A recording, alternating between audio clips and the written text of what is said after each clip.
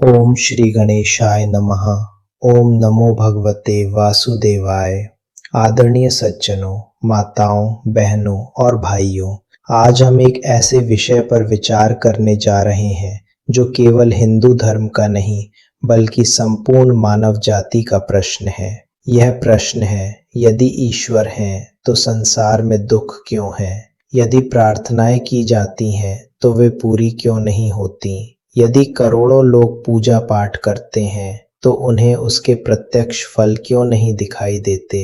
और यदि इतने संकटों के समय ईश्वर प्रकट नहीं हुए तो क्या वास्तव में ईश्वर है भी या नहीं? यह कोई नया प्रश्न नहीं है। हजारों वर्षों से मनुष्य इस प्रश्न पर विचार करता आया है। मनुष्य की सबसे बड़ी चिंता क्या है? मनुष्य की अधिकांश चिंताओं का मूल कारण है भविष्य की अनिश्चितता। यदि किसी व्यक्ति को निश्चित रूप से ज्ञात हो जाए कि उसका भविष्य सुरक्षित है तो उसकी आधी चिंताएं समाप्त हो जाएंगी। किंतु जीवन अनिश्चित है। कल क्या होगा? स्वास्थ्य कैसा रहेगा? परिवार का क्या होगा? सफलता मिलेगी या नहीं? इन प्रश्नों ने आदि काल से मनुष्य को किसी ऐसी शक्ति की खोज करने के लिए प्रेरित किया जो उससे बड़ी हो, जो उसे आश्वासन दे सके, जो उसे साहस दे सके। इसी खोज से प्रार्थना, उपासना, साधना, ध्यान, तपस्या और धर्म की परंपराओं का विकास हुआ। अब प्रश्न है कि क्या केवल हिंदू धर्म में ही पूजा पाठ है या केवल ब्राह्मण पूजा पाठ करते चले आ रहे हैं? कई लोग कहते हैं कि पूजा पाठ तो केवल ब्राह्मणों ने अपनी जीविका के लिए बनाया है। यदि ऐसा होता तो संसार के हर धर्म में प्रार्थना की परंपरा क्यों होती? हिंदू मंदिर जाते हैं, मुसलमान नमाज अदा करते हैं, ईसाई चर्च में प्रार्थना करते हैं, सिख अरदास करते हैं, बौद्ध ध्यान करते हैं। इस प्रकार सत्य यह है कि प्रार्थना किसी एक धर्म अथवा किसी एक जाति की देन नहीं है। प्रार्थना मानव मन की स्वाभाविक आवश्यकता है। जब मनुष्य अपनी सीमाएं देखता है तब वह किसी असीम सत्ता की ओर देखता है। अब ध्यान लोगों की आपत्ति की ओर जाता है कि क्या धर्म केवल कुछ लोगों की जीविका का साधन है? यहाँ यह भी सच है और यह स्वीकार करना चाहिए कि हर युग में कुछ लोगों ने धर्म का उपयोग अपने स्वार्थ के लिए किया है। किंतु यह कहना कि संपूर्ण धर्म व्यवस्था केवल कुछ लोगों की जीविका के लिए बनाई गई, इतिहास और तर्क दोनों के विरुद्ध है। यदि धर्म केवल जीविका का साधन होता तो ऋषि जंगलों में तपस्या क्यों करते? संत कबीर, रविदास, नानक, मीरा, तुलसीदास, रामकृष्ण परमहंस देव, स्वामी विवेकानंद, पंडित श्री राम शर्मा आचार्य जी जैसे महापुरुष त्यागपूर्ण जीवन क्यों जीते रहे? हजारों संतों ने राजसुख छोड़कर तप का मार्ग क्यों अपनाया? इन सत्य उदाहरण से कुछ व्यक्तियों की कमियां संपूर्ण परंपरा को असत्य सिद्ध नहीं कर सकती हैं। अब सबसे कठिन प्रश्न है कि यदि ईश्वर है तो मंदिर क्यों टूटे? यह प्रश्न अनेक लोगों के मन में आता है। इतिहास में युद्ध हुए हैं, मंदिर टूटे, धार्मिक स्थलों को क्षति पहुंची, लाखों निर्दोष लोगों ने कष्ट सहे, उनकी हत्या हुई है। तब लोग पूछते हैं कि उस समय तुम्हारे भगवान कहाँ थे? यह प्रश्न गंभीर है और इसका उत्तर भी गंभीरता से समझना चाहिए। धर्म ग्रंथ बताते हैं कि ईश्वर मनुष्य को कर्म करने की स्वतंत्रता देते हैं। यदि ईश्वर प्रत्येक अन्याय को होने से पहले ही रोक दें तो मनुष्य की स्वतंत्र इच्छा समाप्त हो जाएगी। रावण सीता का हरण नहीं कर पाता, दुर्योधन युद्ध नहीं कर पाता, कंस अत्याचार नहीं कर पाता, किंतु इतिहास बताता है कि मनुष्य को कर्म करने की स्वतंत्रता है और उसके परिणाम भी उसे भोगने पड़ते हैं। गीता में भी भगवान श्री कृष्ण ने अर्जुन से यह नहीं कहा कि तुम बैठ जाओ, मैं सब कर दूंगा, बल्कि उन्होंने कहा उत्तिष्ठ, जागृत हो, कर्तव्य का पालन करो। अर्थात धर्म केवल ईश्वर के भरोसे बैठना नहीं है, धर्म मनुष्य को अपने कर्तव्य के प्रति जागृत भी करता है।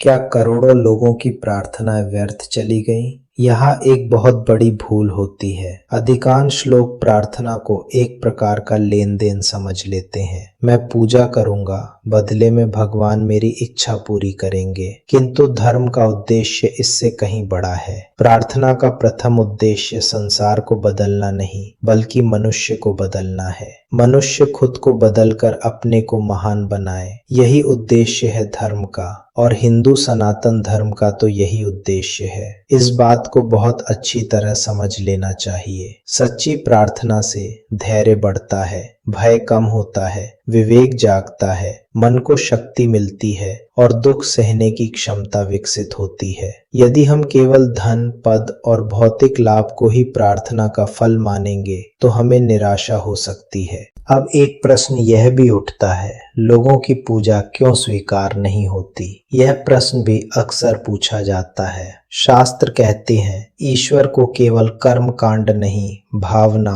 और आचरण प्रिय है। जितने भी महान संत हुए हैं वह राग से पाठ भी नहीं कर पाते थे, बहुत अच्छी आवाज में प्रवचन भी नहीं करते थे, लेकिन उनका आचरण सबसे अच्छा रहता था। उनके पास तप की शक्ति रही, वह वैखरी वाणी का कम प्रयोग करते थे और लोगों का कष्ट दूर करने के लिए और लोगों तक अपनी बात प्रेषित करने के लिए प्रायः वह लोग मध्यमा, परा, पश्यन्ती वाणी का प्रयोग करते थे। जबकि आजकल लोगों के आचरण में और तप में इतना दम नहीं है कि वह मध्यमा, परा, पश्यन्ती वाणी का प्रयोग कर सकें। यदि हमारे जीवन में छल हो, अन्याय हो, लोभ हो, अहंकार हो और साथ ही यह अपेक्षा हो कि केवल कुछ मंत्र पढ़ लेने से सब कुछ बदल जाएगा, तो यह धर्म की सही समझ नहीं है। जैसे बिना बीज बोए फसल नहीं उगती, वैसे ही बिना उचित कर्म किए केवल प्रार्थना से जीवन नहीं बदलता है। धर्म, कर्म और प्रार्थना दोनों का समन्वय है। अब प्रश्न उठता है कि क्या पूजा का कोई फल नहीं मिलता? वास्तव में यह कहना उचित नहीं होगा कि पूजा का कोई फल नहीं मिलता है। समस्या यह है कि हम फल को केवल भौतिक उपलब्धियों में मापते हैं। यदि किसी व्यक्ति ने प्रार्थना की और वह करोड़पति नहीं बना तो वह कह सकता है कि पूजा का फल नहीं मिला। किंतु यदि उसी प्रार्थना ने उसे निराशा से बचाया, मानसिक संतुलन दिया, संकट में धैर्य दिया, तो क्या यह कोई छोटा फल है? हर फल धन के रूप में नहीं मिलता है। कुछ फल मन की शांति के रूप में मिलते हैं, जो धन से भी अधिक मूल्यवान होते हैं। यह भी एक प्रश्न है कि लोग धर्म और ब्राह्मणों की आलोचना क्यों करते हैं। यह विषय भी विचारणीय है। सबसे पहले यह समझना चाहिए कि किसी भी धर्म, समाज या परंपरा की स्वस्थ आलोचना और उसका अपमान दोनों अलग बातें हैं। यदि कोई व्यक्ति अंधविश्वास, पाखंड, शोषण या अन्याय का विरोध करता है तो यह उचित है। किंतु कभी कभी ऐसा भी होता है कि कुछ लोग धर्म के मूल सिद्धांतों को समझे बिना संपूर्ण परंपरा को ही दोष देने लगते हैं। भारत में कुछ लोग केवल हिंदू धर्म की आलोचना करते रहते हैं, जबकि हिंदू धर्म मनुष्य को कुछ अनुशासन सिखाता है। सत्य बोलो, माता पिता का सम्मान करो, अपने से उम्र में जो अधिक है उसका सम्मान करो, स्त्री का सम्मान करो, दूसरी स्त्री को भी अपनी माता या बहन की दृष्टि से देखो, दूसरे के धन में कोई आसक्ति न रखो, सब में आत्म भाव रखो, संयम रखो, स्वच्छ रहो, दान और सेवा करो, अपने कर्तव्य का पालन करो, आत्म संयम का अभ्यास करो। ये सिद्धांत केवल हिंदू धर्म में ही नहीं,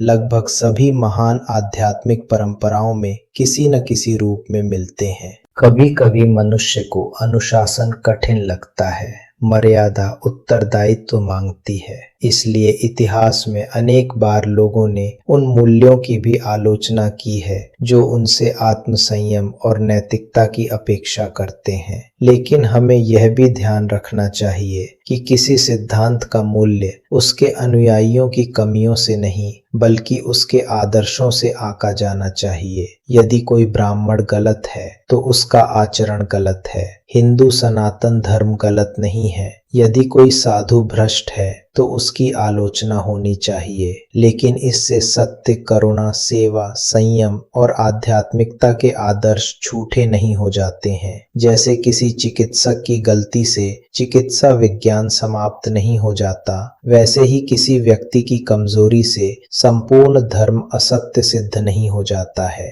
एक प्रश्न यह भी उठता है कि क्या ईश्वर नहीं है? अब हम सबसे मूल प्रश्न पर आते हैं, क्या ईश्वर है? इसका उत्तर विज्ञान की प्रयोगशाला में नहीं दिया जा सकता। ईश्वर गणित का सूत्र नहीं है कि उन्हें कागज पर सिद्ध कर दिया जाए। नास्तिक कहता है मैंने ईश्वर को नहीं देखा, आस्तिक कहता है मैंने ईश्वर की अनुभूति की है। दोनों अपने अनुभव के आधार पर बोलते हैं, किंतु एक तथ्य विचारणीय है। मानव इतिहास की लगभग हर सभ्यता में किसी न किसी रूप में परम सत्ता, ईश्वरीय शक्ति या आध्यात्मिक सत्य की खोज दिखाई देती है। यह संकेत करता है कि मनुष्य के भीतर किसी उच्चतर सत्य की खोज की स्वाभाविक प्रवृत्ति है। ईश्वर से पहले एक और प्रश्न है कि कभी कभी लोग पूछते हैं भगवान ने हमारे लिए क्या किया, लेकिन हमें यह भी अपने आप से पूछना चाहिए कि हमने अपने कर्तव्य के लिए क्या किया।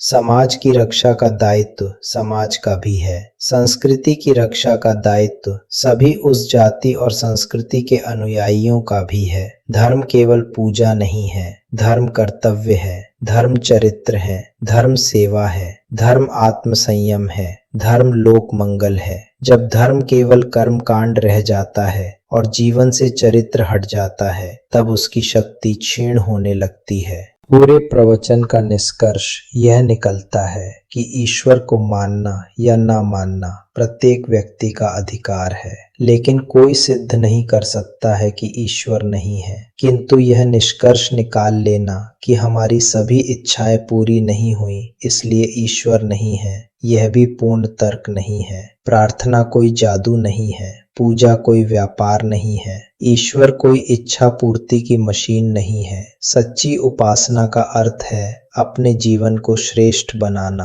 अपने मन को पवित्र बनाना, अपने कर्तव्य का पालन करना, सत्य और करुणा के मार्ग पर चलना और विपत्तियों में भी धैर्य बनाए रखना। यदि पूजा केवल मांगने का साधन बन जाए तो निराशा मिलेगी। हिंदू धर्म केवल अपने लिए मांगना नहीं सिखाता है। यदि पूजा आत्म परिवर्तन का साधन बन जाए तो उसका फल अवश्य मिलेगा। अतः मैं अपने प्रवचन का समापन इन शब्दों के साथ करता हूँ। ईश्वर है या नहीं, इस पर विवाद चलता रहेगा, किंतु सत्य, करुणा, सेवा, त्याग, संयम और धर्म का मार्ग मानवता को आज भी ऊंचा उठाता है। जो शक्ति मनुष्य को स्वार्थ से परमार्थ की ओर, भय से साहस की ओर और अज्ञान से प्रकाश की ओर ले जाए, वही ईश्वर का सबसे बड़ा प्रमाण है। मैं बचपन से पंडित श्री राम शर्मा आचार्य जी के सानिध्य में रहने का अवसर पाया हूँ। उनके सानिध्य में मंत्र पुरस्चरण, तपस्या यथाशक्ति किया हूँ। जीवन में सफलता मिली है। कठोर अनुशासन में रहने का अवसर पाया हूँ। लंबे लंबे समय तक उपवास आदि करके ईश्वरीय शक्ति या गुरु के अनुदान का संबल पाया हूँ। जगह जगह साधना शिविर लगाया हूँ। इसलिए कभी उचित समय पर इस विषय पर भी आपसे विचार विमर्श जरूर करना चाहेंगे, क्योंकि मैं तो समर्थ तपस्वी गुरुओं का पोस्टमैन हूँ। उनकी बात आप तक प्रेषित करना भी मेरा कर्तव्य है। अब आपसे विदाई चाहता हूँ। आप लोगों को बहुत बहुत धन्यवाद। ओम अस्तो मा सद्गमय, तमसो मा ज्योतिर्गमय, मृत्योर्मा अमृतम गमय। ओम शांति शांति शांति।